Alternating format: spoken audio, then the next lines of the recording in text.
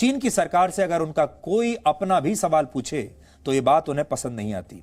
ऐसे ही एक इंसान का नाम आज हम आपको बताने वाले हैं, जो चीन के सबसे अमीर व्यक्ति रह चुके हैं। आपने उनका नाम सुना होगा, उनका नाम है जैक मा। आजकल जैक मा गायब हैं और बहुत मुसीबत में हैं। जैक मा ने कहा है, कभी हार मत मानो, आज कठिन है, कल और भी बदतर होगा, लेकिन परसों धूप खिलेगी। जैक मा दुनिया की प्रसिद्ध ऑनलाइन कंपनी अलीबाबा ग्रुप के मालिक हैं।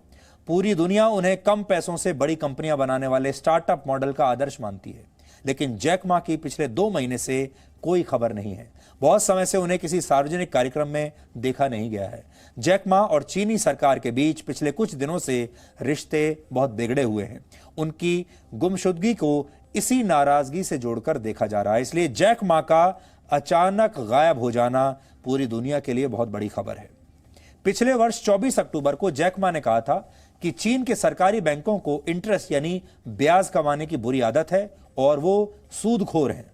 जैक मा ने कम्युनिस्ट सरकार से ऐसे बैंकिंग सिस्टम में बदलाव करने को कहा था जो कि कारोबार में नई कोशिशों को रोकने का काम करते हैं। जैक मा ने सुधार की बात की तो चीन की सरकार के वो दुश्मन बन गए। जैक मा खुद चीन की कम्युनिस्ट पार्टी के सदस्य हैं। चीन में कई बार देखा गया है कि कोई व्यक्ति जब सरकार की आलोचना करता है तब वहां की सरकार उसके खिलाफ कड़े फैसले लेने से हिचकती नहीं है। चीन की सरकार के लिए ये बिल्कुल मायने नहीं रखता कि वो किस पार्टी का सदस्य है या फिर वो कितना ताकतवर है, कितना पैसे वाला है, पूरी दुनिया में उसकी कितनी इज्जत है। और जैक मा के साथ भी उन्होंने यही किया। चीन में कम्युनिस्ट पार्टी का शासन है, वहां लोकतंत्र की कोई जगह नहीं।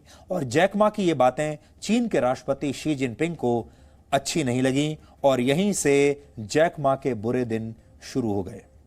कुछ दिन पहले जैक मा की कंपनी ANT ग्रुप ने दुनिया का सबसे बड़ा आईपीओ लाने की घोषणा की थी। आईपीओ एक ऐसी प्रक्रिया है जिसकी मदद से कोई प्राइवेट कंपनी अपनी हिस्सेदारी जनता को देती है और बदले में पैसा लेती है। लेकिन इस काम के 2 दिन पहले 2,76,000 करोड़ रुपए के इस आईपीओ को अचानक रद्द कर दिया गया। यह दावा किया गया कि उनकी कंपनी के आईपीओ को रद्द करने का आदेश चीन के राष्ट्रपति शी जिनपिंग ने दिया था। जैक मा के कुछ शब्दों की वजह से उनकी एक और इतनी बड़ी कंपनी को करोड़ों रुपए का रातों रात नुकसान हो गया। इतना ही नहीं, जैक मा जो चीन का नाम दुनिया में लेकर गए, उन्हें विदेश जाने से रोक दिया गया, यानी उनके विदेश जाने पर पाबंदी लगा दी गई। इन 3 घटनाओं से समझा जा सकता है कि चीन में कम्युनिस्ट सरकार से असहमति रखना कितना बड़ा अपराध है। कड़ी मेहनत सफलता की गारंटी होती है, लेकिन सफलता कब मिलेगी इसका अनुमान लगाना मुश्किल है। जैक मा का एक बड़ा मशहूर कोट है, हमारे पास कभी भी पैसों की कमी नहीं होती, हमारे पास कमी होती है सपने देखने वाले लोगों की, उन लोगों की जो अपने सपनों के लिए मर सकें। जैक मा चीन के उन लोगों में है जिन्होंने सफलता का न सिर्फ सपना देखा बल्कि उसे हासिल भी कर लिया। 2011 में उनकी संपत्ति 117 अरब रुपए थी, लेकिन 10 वर्ष के भीतर ही उनकी संपत्ति 36 गुना से ज्यादा हो गई, बढ़ गई। इस वक्त उनकी कुल संपत्ति 58.4 बिलियन डॉलर यानी 4,266 अरब रुपए है। जैक मा मशहूर ई-कॉमर्स कंपनी अलीबाबा के मालिक हैं, जिसमें alibaba.com, AliExpress, ANT ग्रुप जैसी करीब 15 कंपनियां हैं। सितंबर 2019 में उन्होंने अपनी कंपनी अलीबाबा से रिटायरमेंट ले लिया था और एग्जीक्यूटिव चेयरमैन का पद छोड़ दिया था। और एक वक्त में चीन की आर्थिक तरक्की में जैक मा का बहुत बड़ा योगदान था। 2016 में उन्हें ग्लोबल गेम चेंजर भी कहा गया था। चीन में उनकी कंपनियां कितनी ज्यादा कामयाब हैं, इसे आप पिछले वर्ष के सिंगल्स डे सेल से समझ सकते हैं। चीन की ई-कॉमर्स कंपनी अलीबाबा ने इस सेल में, एक दिन के सेल में, सिर्फ 11 दिनों की सेल में 5,52,000 करोड़ रुपए से ज्यादा का बिजनेस किया, जो कि 2019 के मुकाबले लगभग दुगना था। एक वक्त ऐसा भी आया जब अलीबाबा को हर एक सेकंड में 5,83,000 ऑर्डर्स मिल रहे थे। ये आंकड़े बताते हैं कि चीन में जैक मा की कंपनी कितनी सफल है। चीन में ही क्या, पूरी दुनिया में सफल है। यहां तक कि भारत में भी कितनी बड़ी संख्या में लोग होंगे जो अब से पहले जैक मा की कंपनियों से सामान खरीदते होंगे। लेकिन चीन में कोई व्यक्ति तभी सफल रह सकता है जब तक उसका कम्युनिस्ट पार्टी से कोई विवाद ना हो।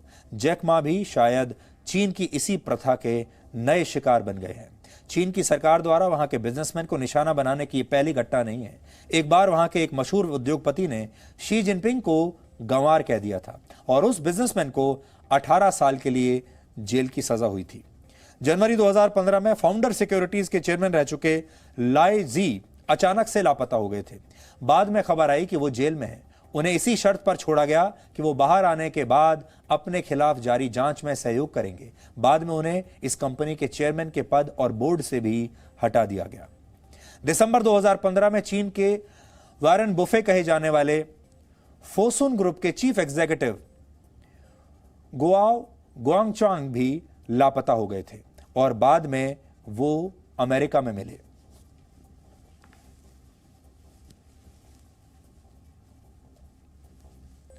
इसके अलावा भी यह सूची बहुत लंबी है। जब चीन के बड़े बड़े उद्योगपति जैसे ही उन्होंने सरकार के खिलाफ अपना मुंह खोला, वैसे ही या तो वो आर्थिक रूप से बर्बाद होने लगे, जेल में बंद कर दिया गया या फिर गायब हो गए। जैक मा ने अपने ट्विटर अकाउंट से आखिरी बार 10 अक्टूबर को ट्वीट किया था, जिसमें उन्होंने लिखा था कि वो क्लाइमेट चेंज की चुनौतियों से मुकाबले के लिए दी अर्थ शॉट प्राइज से जुड़ने पर गर्व महसूस कर रहे हैं, ऐसा उन्होंने लिखा था। इससे पहले उन्होंने 19 अगस्त को ट्वीट किया था और जैक मा ने तब एक टीवी शो में फाइनलिस्ट जो थे उन्हें शुभकामनाएं दी थी। और उसके बाद से जैक मा गायब है।